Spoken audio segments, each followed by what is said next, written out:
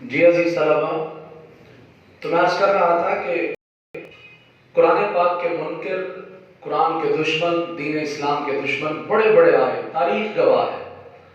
Hulagu Khan جیسے آپ دیکھیں، تاریخ پڑھیں تو اس نے غالباً 1200 حفاظ کو جمع کروا کے ایک لائن میں کھڑا کر کے ان کی گردنیں اتروا دی اور بے شمار قرآن مجید کے نسخوں کو جمع کر کے آگ لگوا دی تاکہ قرآن ختم ہو جائے۔ لیکن اس بے عقل کو کیا خبر تھی کہ اس کا محافظ خود رب ہے؟ تو پتہ یہ چلا کہ قرآن محفوظ کتاب ہے اور قرآن ایک جامع کتاب ہے۔ اس قرآن کے اندر تمام دنیا کے لوگوں کے لیے جامع قوانین موجود ہیں اور آخر قیامت تک کے لیے قرآن مجید کے اندر قوانین موجود ہیں اور یہ محفوظ کتاب ہے۔ جب یہ جامع کتاب محفوظ ہے تو پتہ یہ چلا کہ اب کسی اور کتاب کی ضرورت نہیں۔ جب کتاب کی ضرورت نہیں ہے تو حضور اکرم صلی اللہ علیہ وسلم کے بعد بھی کسی اور نبی کی ضرورت نہیں ہے، جیسا کہ اللہ تعالیٰ قرآن مجید میں ارشاد فرماتا ہے اِنَّا نَحْنُ نَزَّلْنَا الذِّكْرَ وَإِنَّا لَهُ لَحَافِظُونَ۔ اللہ تعالیٰ نے ارشاد فرمایا کہ اس ذکر کو، اس نصیحت کو، اس کتاب مبین کو نازل بھی ہم نے کیا ہے اور اس کے محافظ بھی ہم ہیں، جس سے یہ ثابت ہوا کہ عقیدہ ختم نبوت قرآن سے ثابت ہے، یعنی حضور صلی اللہ علیہ وسلم کو اللہ کا آخری نبی ماننا یہ قرآن سے ثابت ہے اور اس کو دلیل قطعی کہتے ہیں، اس کو نص قطعی کہتے ہیں، یعنی پختہ اور پکی دلیل جو قرآن میں وضاحت کے ساتھ آ گئی کہ عقیدہ ختم نبوت ماننا فرض ہے اور عقیدہ ختم نبوت جو ہے وہ قرآن سے ثابت ہے۔ تو اسی طرح ایک اور آیت ہم لیتے ہیں جو ہماری ٹیکسٹ بک کے اندر موجود ہے۔ اس سے پہلے ایک ایم سی کیو ہے جو آپ کو یہاں سے بھی پتہ چل گیا ہوگا، یہ جو ہماری مین ہیڈنگ ہے، سوال کی جو سٹیٹمنٹ ہے، اس سے بھی آپ کو پتہ چل گیا ہوگا۔ ایم سی کیو کیا ہے؟ عقیدہ ختم نبوت ثابت ہے، نمبر 1 قرآن سے، نمبر 2 حدیث سے، نمبر 3 اجماع امت سے، اور چوتھا آپشن ہوگا تینوں سے۔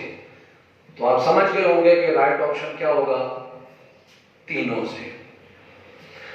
تو اس کے بعد ہم قرآن کی آیت دیکھتے ہیں جو ہماری ٹیکسٹ بک کے اندر موجود ہے، اور یہ شارٹ کوسچن بھی ہے کہ ختم نبوت کے متعلق قرآنی آیت کا ترجمہ لکھیے۔ تو دیکھیے، ما کان محمد ابا احد من رجالکم وَلَٰكِن رَّسُولَ اللَّهِ وَخَاتَمَ النَّبِيِّينَ۔ اللہ کیا فرماتا ہے؟ مَا كَانَ محمد صلی اللہ علیہ وسلم نہیں ہیں ابا احد من رجالکم، تمہارے مردوں میں سے کسی کے باپ۔ محمد صلی اللہ علیہ وسلم تمہارے مردوں میں سے کسی کے باپ نہیں ہیں۔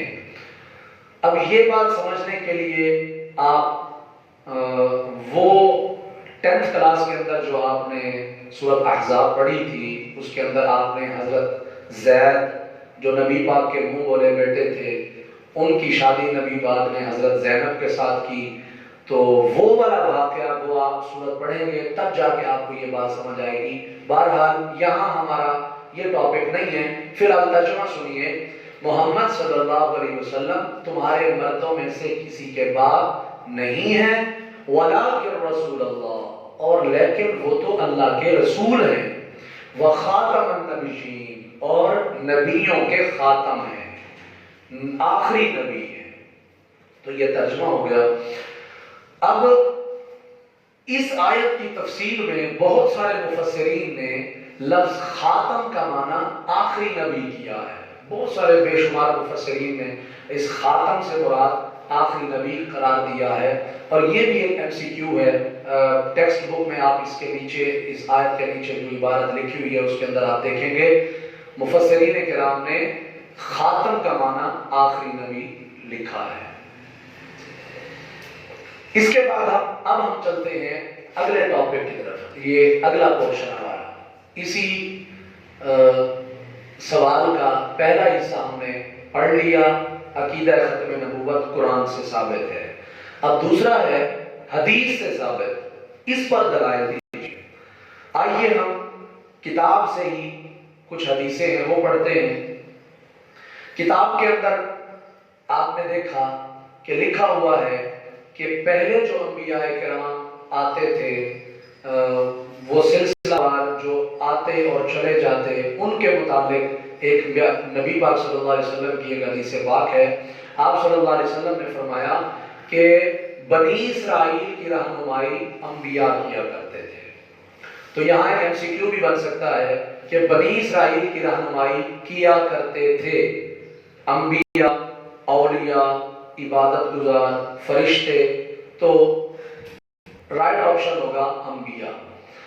تو نبی پاک علیہ السلام نے فرمایا کہ مجھ سے پہلے بنی اسرائیل کی رہنمائی انبیاء کیا کرتے تھے، ایک نبی وفات پا جاتا تو دوسرا نبی اس کا جانشین ہوتا، اسی طرح یہ سلسلہ چلتا رہا، لیکن میں اللہ کا آخری نبی ہوں، میرے بعد کوئی نبی نہیں ہوگا۔ اب قیامت تک نبی پاک علیہ السلام کی نبوت اور رسالت پر ہی عمل کیا جائے گا۔ تو ایک یہ حدیث ہے بنی اسرائیل کی رہنمائی۔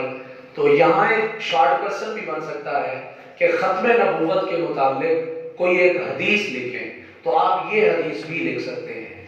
اس کے بعد ایک اور حدیث ابھی ہم پڑھتے ہیں، وہ حدیث بھی لکھی جا سکتی ہے، اس کی ہم ہیڈنگ دیں گے ختم نبوت کی مثال۔ شارٹ کوسچن بھی بن سکتا ہے، ختم نبوت کی مثال بیان کریں، حدیث کی روشنی میں ختم نبوت کی مثال بیان کریں، یا ختم نبوت کی مثال پر حدیث لکھیں۔ نبی پاک صلی اللہ علیہ وسلم نے فرمایا میری اور مجھ سے پہلے گزرے ہوئے انبیاء کرام کی مثال کیسے ہے؟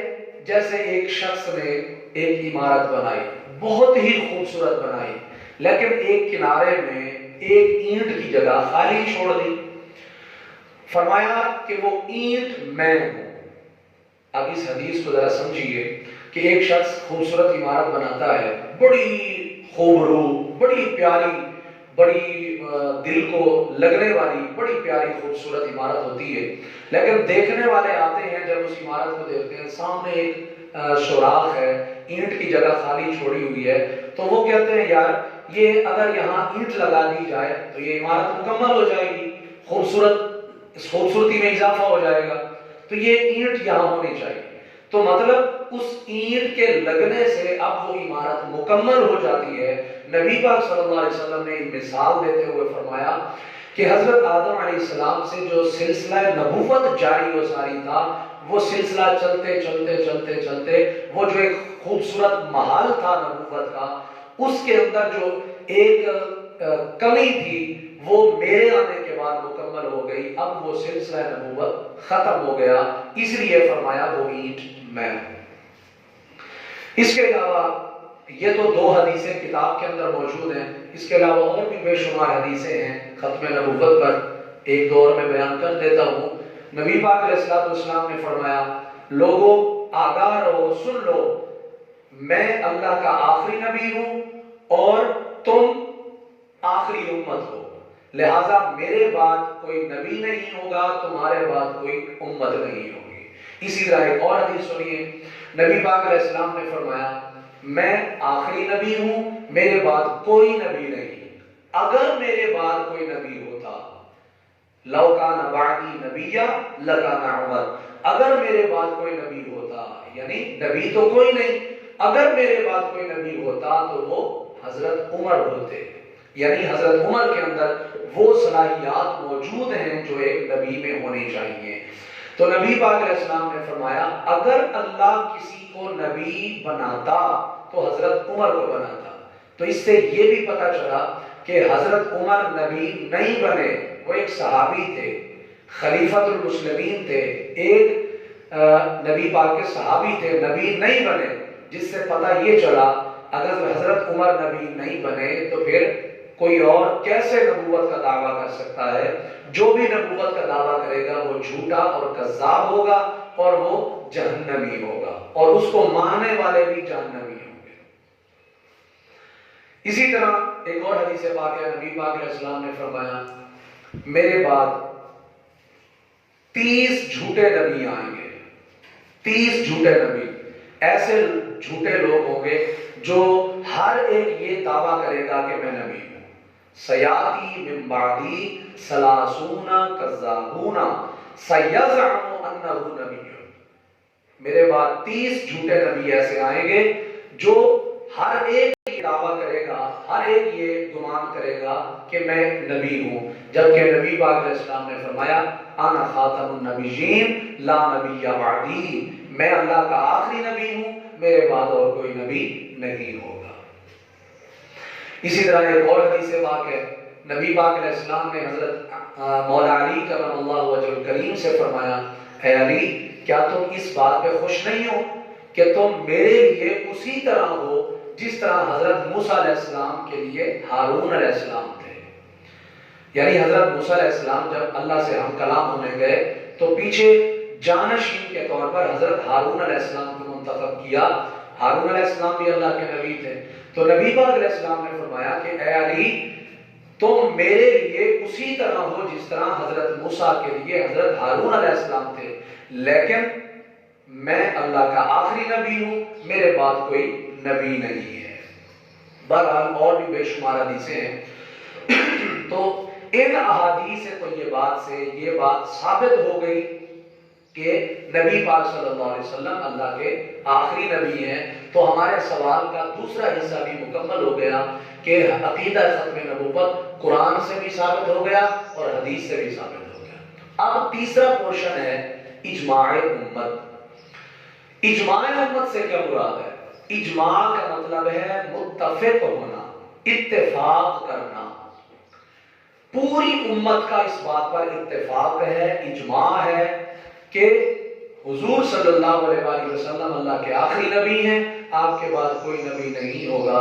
حضرت ابو بکر صدیق رضی اللہ تعالیٰ عنہ سے لے کر آج تک تمام اکابرین امت اور پوری امت کے عوام کا یہ عقیدہ ہے کہ حضور صلی اللہ علیہ وآلہ وسلم اللہ کے آخری نبی ہیں۔ ہاں کچھ بدبخت ایسے ہیں جو عقیدہ ختم نبوت کے منکر ہیں، بہرحال ان کے انکار سے عقیدہ ختم نبوت ختم نہیں ہوتا۔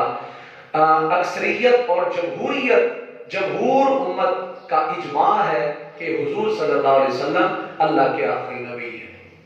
اس کی بے شمار مثالیں ہیں۔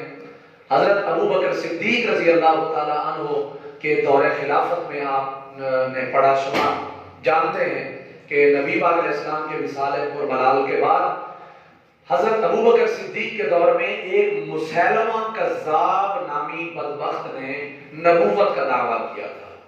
تو اس نے نبوت کا دعویٰ کیا تو اس پر حضرت ابو بکر صدیق نے حضرت خالد بن ولید کی سپہ سالاری میں ایک لشکر بھیجا جس نے جا کر مسیلمہ کذاب کو واصل جہنم کیا، جس سے یہ پتہ چلا کہ صحابہ کا یہ عقیدہ تھا کہ حضرت محمد صلی اللہ علیہ وسلم اللہ کے آخری نبی ہیں اور کوئی نبی نہیں آئے گا۔ اسی طرح اور بھی بہت سارے اکابرین امت تابعین میں دیکھ لیں، حضرت امام اعظم ابو حنیفہ آپ کیا فرماتے ہیں؟ آپ فرماتے ہیں کہ نبی پاک صلی اللہ علیہ وسلم اللہ کے آخری نبی ہیں، آپ کے بعد کوئی نبی نہیں ہوگا۔ جو ایسا عقیدہ رکھے کہ حضرت محمد صلی اللہ علیہ وسلم کے بعد بھی کوئی نبی ہو سکتا ہے، جو ایسا عقیدہ رکھتا ہے وہ کافر ہے اور وہ جہنمی ہے۔ اگر کوئی نبوت کا دعویٰ کرتا ہے اور اس کو کوئی نبی مانتا ہے یا اس سے کوئی نبوت کی دلیل مانتا ہے تو دعویٰ کرنے والا بھی کافر اور جہنمی اور دلیل مانگنے والا بھی کافر اور جہنمی۔ یہ ہے اجماع امت۔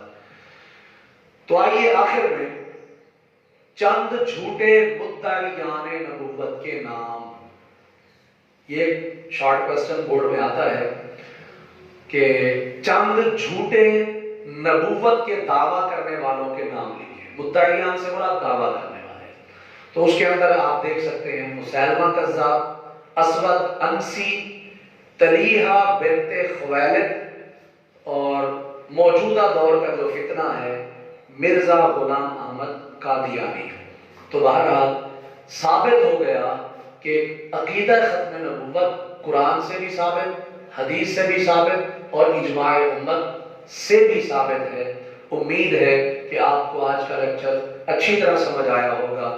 اللہ تعالیٰ سے دعا ہے اللہ تعالیٰ ہم سب کو عقیدہ ختم نبوت پر ایمان رکھنے کی توفیق عطا فرمائے، اور اللہ پاک ہم سب کو پوری دنیا کے لوگوں کو موجودہ جو صورتحال کرونا وائرس جیسی موذی مرض میں لوگ مبتلا ہیں، اللہ تعالیٰ سب کی حفاظت فرمائے۔